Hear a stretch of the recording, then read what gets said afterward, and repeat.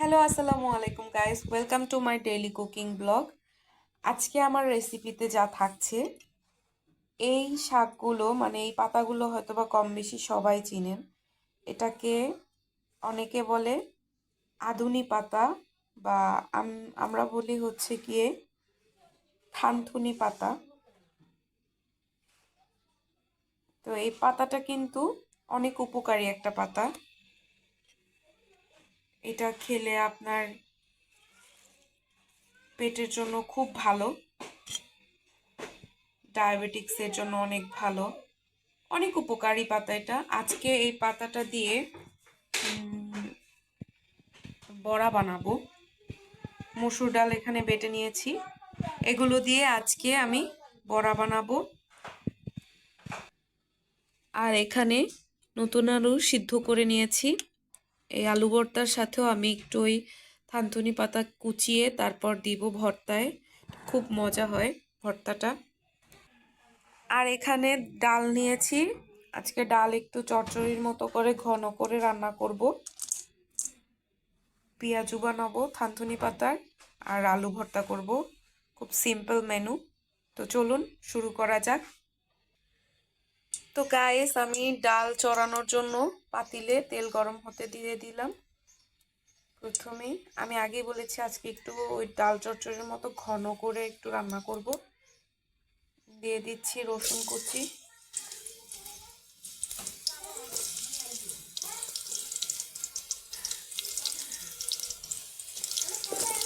কাঁচামরিচ স্লাইস, পেঁয়াজ কুচি, সব একসাথে দিয়ে প্রথমে একটু নেড়ে চেড়ে ভালোভাবে ভেজে নিব। তো গাইস, পেঁয়াজটা এখানে ভাজা ভাজা হচ্ছে। আমি এর সাথে দিয়ে দিব একটু হলুদ গুঁড়ো, আর দিয়ে দিব লবণ। এখন অল্প দিলাম, পরে টেস্ট করে লাগলে আবার দিব। তো পেঁয়াজটা কিন্তু পেঁয়াজ রসুন কাঁচামরিচ ভাজা ভাজা হয়ে গেছে। এর সাথে আমি এবার ডালগুলো দিয়ে একটু ভেজে নিব প্রথমে।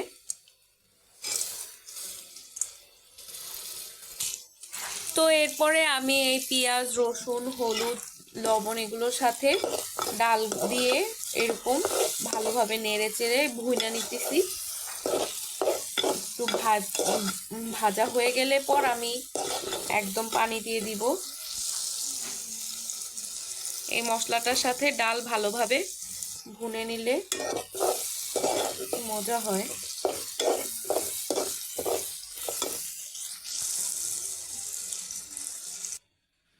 তো গাইস, আমার ডাল ভাজা হয়ে গেছে পর মশলার সাথে আমি পরিমাণ মতো পানি দিয়ে দিয়েছি। এই যে এইবার আস্তে আস্তে এটা ফুটে উঠবে, পর ডালটা সিদ্ধ হবে, ঘুটে দিব, বাগার দিলেই হয়ে যাবে। তো এবারে আমি থানতুনি পাতার বড়া বানানোর জন্য সবকিছু রেডি করে নিচ্ছি। এখানে আছে ডাল বাটা, এর সাথে আমি দিয়ে দিব এই যে কুচনো থানতুনি পাতা,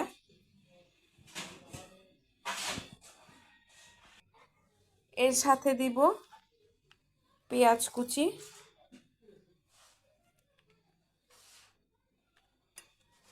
আর কাঁচামরিচ অ্যান্ড শুকনো মরিচ গুঁড়ো করেছি আমি, মরিচ কুচি দিয়ে দিলাম।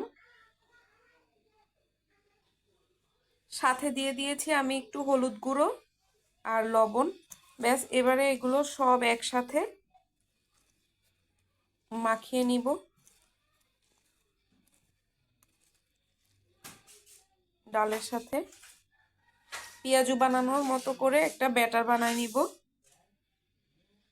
তো গাইস, আমার কিন্তু ডাল আর পাতা মাখানো হয়ে গেছে।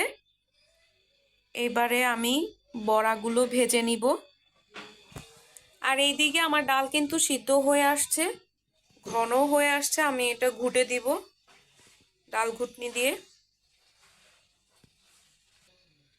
তেল গরম হতে দিয়ে দিলাম।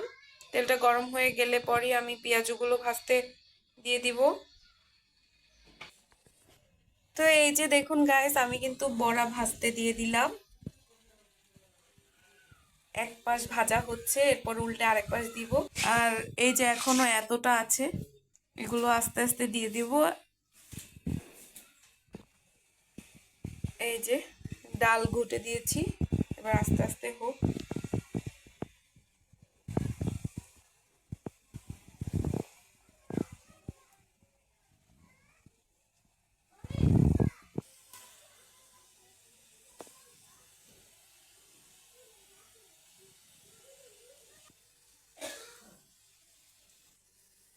এবারে আমি ডালে বাগার দিয়ে দিব। প্রথমে দিয়ে দিলাম ফোড়নে 5 ফোড়ন,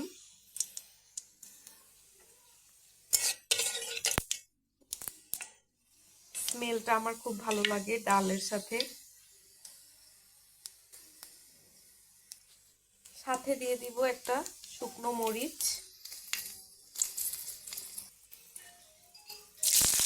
পেঁয়াজ কুচি,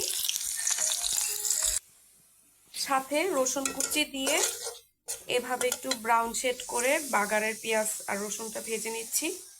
ভাজা হয়ে গেলে ডালের ভিতরে দিয়ে দিব।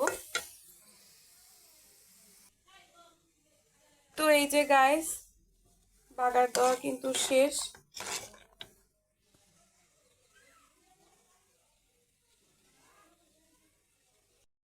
তো এইখানে আমি নিয়েছি শুকনা মরিচ, পেঁয়াজ কুচি আর লবণ। শুকনা মরিচটা লবণ দিয়ে আগে গুঁড়ো করে নিয়েছি, তারপর পেঁয়াজের সাথে চটকে নিয়েছি। সাথে দিয়ে দিলাম থানতুনি পাতা।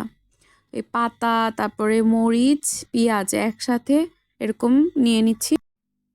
সো এই যে গাইস দেখুন, আমার ডালের কালারটা কিন্তু অনেক সুন্দর এসেছে।